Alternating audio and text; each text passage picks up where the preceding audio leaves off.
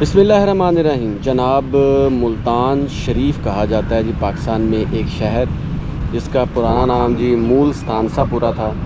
और ये मेरे हाल पाकिस्तान के पुराने तरीन शहरों में इसका ज़िक्र होता है। वलीउल्लाह की सरज़मीन, यहाँ पे इतनी बड़ी बड़ी हस्तियाँ, और सबसे बड़ी बात यह है कि यहाँ पे जो भी बंदा जाता है ना, उसको गौर ज़रूर मिलती है, यानी कि कोई कब्र ज़रूर देखता है।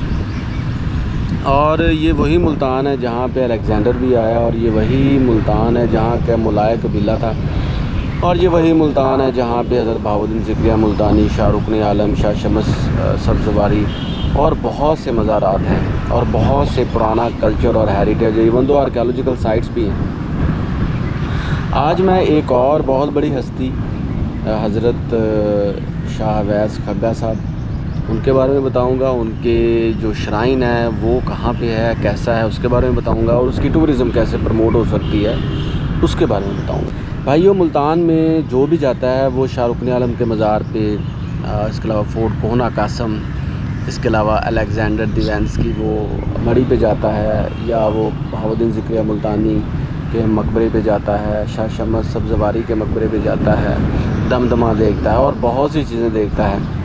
लेकिन बहुत ही कम लोग हैं जिनको ये पता है कि वहाँ पे शाह अवैस खग्गा साहब का भी मज़ार है, और इतना खूबसूरत मज़ार है कि आप भी सोच जाइए। ये शाह अवैस खग्गा साहब जो हैं, ये 13वीं सदी में यहाँ पे थे, और जब इनका इंतकाल हुआ, और कहा यह जाता है, पढ़ा भी है कि भाई इनके जनाजे को हज़रत शाहरुख़ आलम साहब ने परफॉर्म किया था, और उन्हीं ने इनके मकबरे की फाउंडेशन स्टोन भी रखा था। तो इतनी बड़ी हस्ती हैं जनाब, और बड़ी बड़ी हस्तियाँ हैं जिन्होंने इनके जनाजे पढ़ाए। और सबसे बड़ी बात एक और भी है, वो ये है कि इनका जो आर्किटेक्चर है ना, वो सेंट्रल एशिया, मुल्तान, बहावलपुर और फार-फेच्ड रीजन्स की रिप्रेजेंटेशन है। फॉर एग्ज़ाम्पल, आप शाह यूसुफ गद्देस का मकबरा देख लें, बहाउद्दीन ज़िक्रिया मुल्तानी का मकबरा देख लें, बीबी जाविंदी का मकबरा देख लें, जलालुद्दीन सुर्खपोश बुखारी का मकबरा देख लें, जहानिया जहान गश्त का मकबरा देख लें। इसके अलावा जनाब सावी मॉस्क देख लें। सावी मस्जिद के साथ साथ आप शुजाबाद में कुछ श्राइन्स हैं, उनका हाल देख लें, उनको देख लें। इसके अलावा बहावलपुर में जो श्राइन्स हैं उनको देख लें। तो उन जैसा आर्किटेक्चर है। इन्होंने इस्लाम की तबलीग की, ये बहुत बड़े पाए के बुज़ुर्ग थे, इन्होंने दीन का काम किया।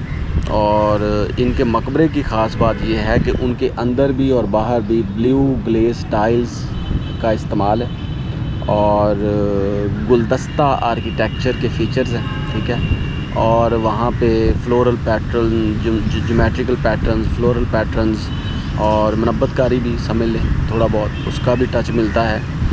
और जो पंजखाना स्टाइल है उसको भी वो रिप्रेजेंट करता है।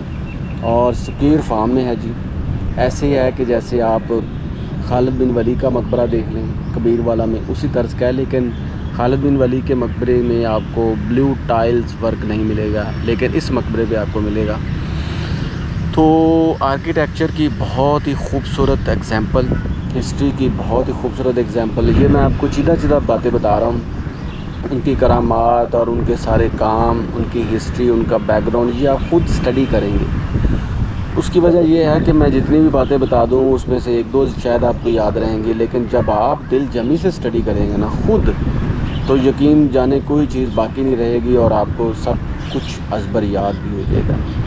इसके साथ साथ लास्ट में जब मैं बात करूं कि इनके टूरिज़म प्रमोशन की, तो देखो भाइयों, मैं हमेशा की तरह यही कहता हूं कि बहुत बड़े बड़े डॉक्यूमेंट करने वाले लोग, जिनके यूट्यूब पे या फेसबुक पे ज़्यादा चाहने वाले हैं, सब्सक्राइबर्स हैं, फॉलोवर्स हैं, उनको चाहिए कि इनकी हिस्टोरिकल डॉक्यूमेंटेशन करें, बल्कि हर मोनूमेंट की डॉक्यूमेंटेशन करें।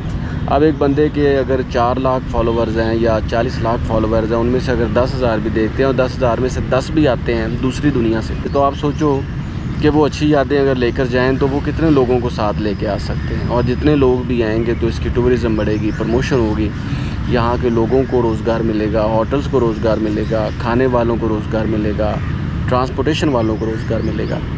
तो इसके बहुत से बेनिफिट्स हैं दोस्तों, a lot of benefits tourism promotion के, और इसकी कोई ज़्यादा एवेल्यूशन नहीं है।